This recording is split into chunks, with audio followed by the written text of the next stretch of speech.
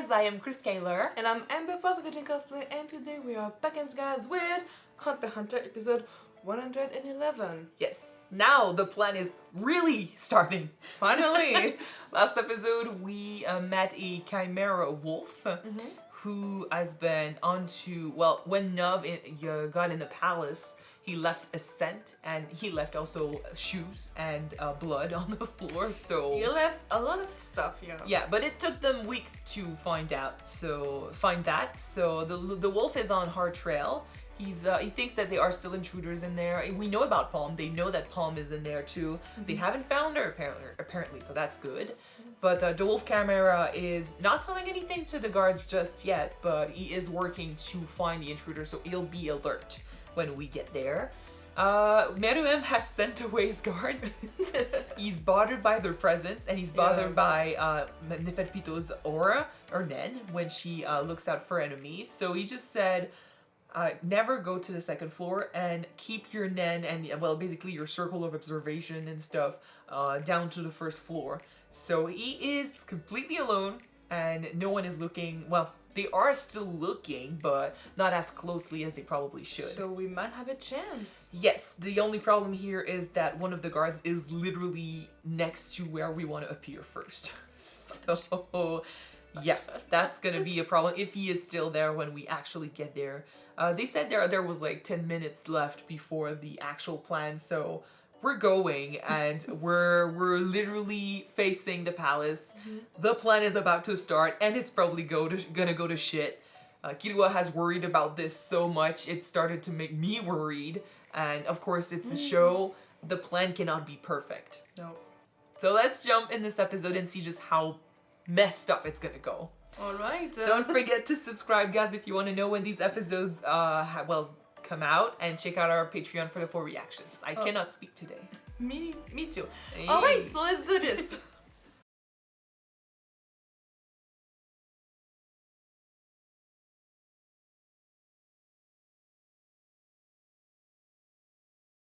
Okay, Netero is the one that fights the king. Like, there's no question here. Alright. I think that technically Gon and Killua were supposed to go up there and see what was happening and look for Neferpito by following her aura after that. Yuppie being in the stairs means that they'll have to fight right away. Like, they've been found out. Like, it's not like they can sneak around. I don't think they would have snuck around for long anyway because of Neferpito's aura, so... It just fastens the plan, but like we knew we had to be on our guard. We knew that stuff like that was gonna happen because they didn't know where they were gonna be. They didn't know who they were gonna find and where. True. It looks like Knuckle is right away going upstairs. We adapt. We know what needs to be done, and it's fine because Yuppie hasn't seen them. We can use that. Yuppie can morph, basically. He can morph into animal parts and stuff. I don't know if he has other attacks and what he can do with that, but I don't know, like, Morale could be a good fighter perhaps against him, so I would guess Morale maybe fights Yuppie, and Knuckle alone, perhaps, against Shia? Could work because, okay, yeah. Initially, Gon and Killua were supposed to go against Neferpito. Shoot and Knuckle was supposed to go against one of the guards, and Morel and Nov are supposed to go against the third guard. Yeah, but Nov is out.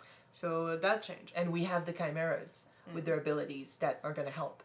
So we will see. I mean, at least everyone is there. Everyone showed up. We got Kirua's grandfather who showed up too, and we know from his last fight, which we didn't get to see much of it, but we still saw how badass he could be. So yeah, I'm excited. Chrono, yeah. Yeah, for sure he's gonna kick some ass. Like, there's a reason why Netero went with him. I did recognize his hair, like his silhouette when he appeared. Like, I thought I saw a little bit of his colors and stuff, and I was right, and I'm glad. I didn't know if we were gonna see, you know, we thought maybe Jing, but then it's true that wouldn't make much sense. Well, maybe it would have made sense. It could have. Technically, they didn't know each other, right? Well, I mean, he's a hunter. I'm guessing he knows him from just being a hunter. But it is pretty he's the difficult chairman. It is difficult to find Jin right now. Yes, but I mean, Netero being the chairman and stuff, he probably knows a lot of he has a lot of information that we don't have. Yeah. Anyway, but it makes sense that him being an old man would go with another old man, like the Gramps, the Gramps team. And it makes sense also that he went with someone who's very strong as well, because he wasn't even sure he was going to be able to face the guards, so let alone the king. So we will see, but from what we saw right there, I am so fucking excited. He is so badass. And this episode was basically to hype up his legend, I think, because we didn't know what to expect from him when we met him. And I remember we joked about Killua perhaps managing to have an advantage against him. Like, we didn't know his strength, and people were laughing in the comments. And now we get why, but we never really saw his potential, what he could do. We had a glimpse of what he was preparing, but we had no way of knowing, what weight his punch packed. In my opinion, the way I explain it to myself, it's basically in 1 second, in one punch, it's the power of 10,000 punches. So time is nothing. Yeah, time is nothing for him. Like, he's got the ability, he's so fast. And it's not just that too, it's the sheer strength of will that was behind this whole 2 years of training, because he stayed in the cold, in the warmth, through the seasons. Yeah, surrounded in the forest and basically in the wild, with barely nothing to cover himself. I didn't see food anywhere, so I don't know how he managed, but still. I was joking, but I do think that during those 2 years that he was training, I don't know how he ate or drank something, but I mean, the laws are not similar. Like, it's not reality, so we don't know if they can go for 2 years without eating. But I think that in 2 years he achieved to find the perfect balance with the movement, the perfect inner peace. He had reached the limits of his body, so then he offered his thanks to the martial art that he had basically learned. And doing that, he transcended into something. I guess he found this technique that they knew about, or maybe that was just a legend or something. Because, I mean, the guy was crying, and he gave up his dojo like that. So he achieved a state that was never achieved before, I guess. Or it was only, heard of. And maybe someone did achieve it before him, because, I mean, someone had to know about it. Unless, the better way to say it, maybe this state of movement is like what you could call maybe reaching nirvana, because the way that he's moving reminds me of the Asian statues, the one with all the hands and arms. So maybe he reached what I would call maybe nirvana, like really. He crossed time and space with this punch. I mean, we did see, when he moved, we did see a glimpse of another place and another time too, because it was sunny over there. But basically, he packs a punch. But it's true, though, even if they have Nen and stuff, I mean, physical abilities are still a thing. You gotta be able to move. You gotta be able to lift the weight. And Killua is fast, and we've seen people that can move, but we've rarely seen someone, we've never seen anyone, I think, who can do 10,000 punches in this short a time. To repeat what Bisky said earlier in previous episodes, when you're training your body to become stronger, usually your Nen is supposed to become stronger too. You cannot really control it, but it's gonna become stronger. Yeah. So by being able to pack 10,000 punch in 1 second, or a tenth of a second. Well, right now it looks like he did it in a second, or something like that. Yeah. I don't know. I mean, he's gonna be very strong. He just ignited Neferpito with glee at the idea of, oh shit, someone worthy of being fought. And he swapped her like a fly. And he was far. It wasn't even like he put weight into his punch or will behind it. He just tuk, and she went flying. And now she knows, it's not we don't have the effect of surprise anymore, but it's still gonna, bear fruit, because, I mean, we're here, we're prepared, they're not. And they are confident that they are stronger than us. They've always been, that's always been their weakness, the Chimera's weakness.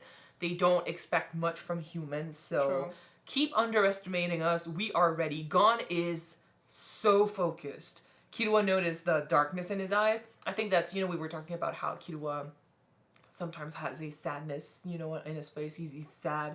And Shoot noticed, and he was wondering why. And we theorized that maybe he knew that, Gon is putting everything in the possibility that killing Neferpitou would bring back Kite. And maybe he understands that it's not going to happen. Maybe. So he's just sad that when Gon realizes he's going to be lost or something.